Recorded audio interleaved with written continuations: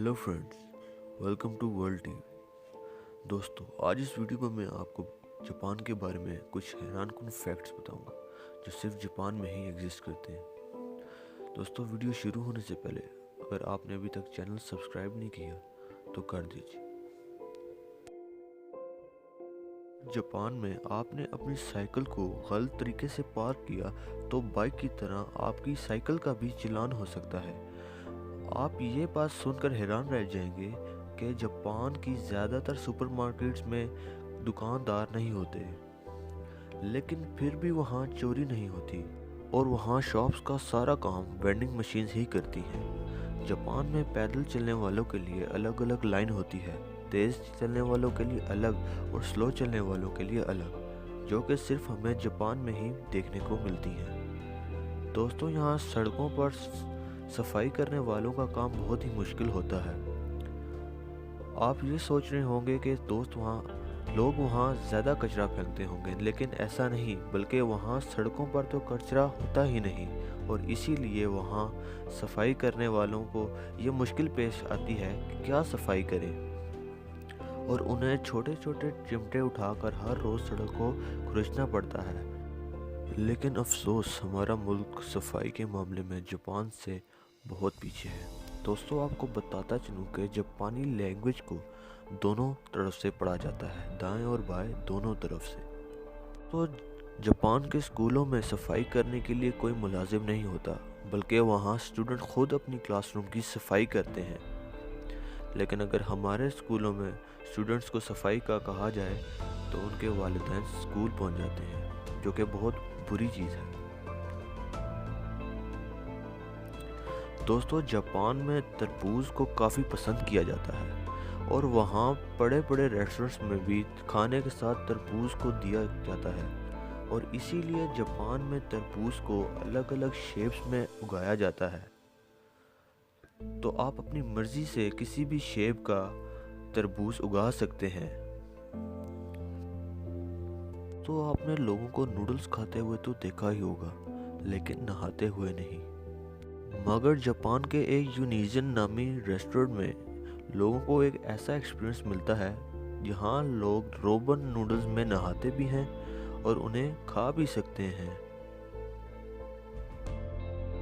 दोस्तों, आपने कई बार किटकैट तो खाई ही होगी, जो हमारी कंट्री में सिर्फ 1-2 फ्लेवर्स में आती है, मगर जापान में ये किटकैट 40 फ्लेवर्स में आती है, जिनमें sweet potato, chili pepper, wasabi, cherry, watermelon और कॉर्न वगैरह शामिल हैं। और यही नहीं कि इन फ्लेवर्स की किटकैट बनती है, बल्कि इनकी सेल भी बहुत ज़्यादा होती है, क्योंकि जापान के लोग किटकैट खाने के बहुत शौकीन हैं। तो दोस्तों, आगे बढ़ने से पहले इस वीडियो को लाइक और सब्सक्राइब ज़रूर कर दें, ताकि हमारी हर आने वाली वीडियो आपको मिले, और बेल आइकन को ज़रूर दबा दें।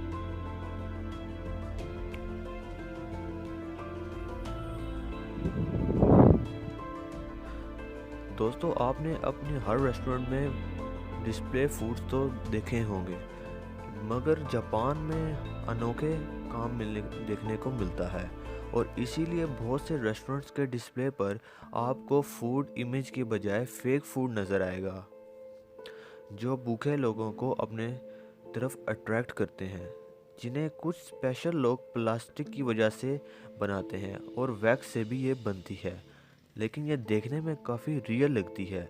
लेकिन ये फेक फूड रियल फूड से काफ़ी महंगी होती हैं, मगर ये कभी ख़राब नहीं होती। और जापान के लोग छतरी बहुत इस्तेमाल करते हैं, इसलिए बड़ी बड़ी बिल्डिंग्स के बाद वहाँ अम्ब्रेला स्टैंड होते हैं, जहाँ हम अपनी अम्ब्रेला रख कर लॉक कर सकते हैं। दोस्तों, कुछ लोग खाना खाते वक्त बहुत आवाज़ निकालते हैं, जिसकी वजह से लोग काफ़ी डिस्टर्ब होते हैं, लेकिन वहाँ जापान में ये काफ़ी उल्टा है। अगर आपने नूडल्स खाते वक्त आवाज़ें ना निकाली तो इसका मतलब आपको खाना पसंद नहीं आया, लेकिन अगर आपने आवाज़ निकाली तो इसका मतलब आपको खाना पसंद आया। दोस्तों, जापान की ट्रैफिक लाइट्स में ग्रीन कलर की बजाय ब्लू कलर होता है। ब्लू कलर की वजह सिर्फ उनकी लैंग्वेज है, क्योंकि ग्रीन और ब्लू के लिए एक ही लफ्ज़ इस्तेमाल होता है। पहले तो जापान में भी ट्रैफिक लाइट्स ग्रीन होती थी, लेकिन लोग इस ग्रीन को ब्लू ही कहते थे, इसलिए उन्होंने ग्रीन की जगह ब्लू कलर इस्तेमाल करना शुरू कर दिया। दोस्तों 1940 में जापान के साइंटिस्ट ने रैबिट्स को एक्सपेरिमेंट्स के लिए एक आइलैंड पर ले गए और रिसर्च के बाद उनको उन्हीं आइलैंड पर छोड़ दिया। मगर आज 80 साल बाद वहाँ रैबिट्स का एक सैलाब है, क्योंकि आपको इस आइलैंड पर सिर्फ रैबिट्स नज़र आएंगे और कुछ भी नहीं। दोस्तों कई बार बर्गर खाते वक्त हमारे मुंह पे केचप और सॉस लग जाती है, जिसे देखकर लोग बहुत हंसते हैं एक दूसरे पर। इसलिए वहाँ के रेस्टोरेंट्स में बर्गर के साथ ये फेस नैपकिन का कार्ड दिया जाता है, जिसे सामने रखकर हम आसानी के साथ बर्गर्स खा सकते हैं। दोस्तों जापान के लोग काफ़ी मेहनती होते हैं और पढ़ने का बहुत शौक होता है और वो रात के तक काम करते हैं, जिसकी वजह से उनकी नींद पूरी नहीं होती और इसीलिए वहाँ पर काम पर सोना बुरी बात नहीं, आप वहाँ सो सकते हैं। और वहाँ जो लोग ड्यूटी के वक्त सोते हैं उन्हें बहुत मेहनती समझा जाता है।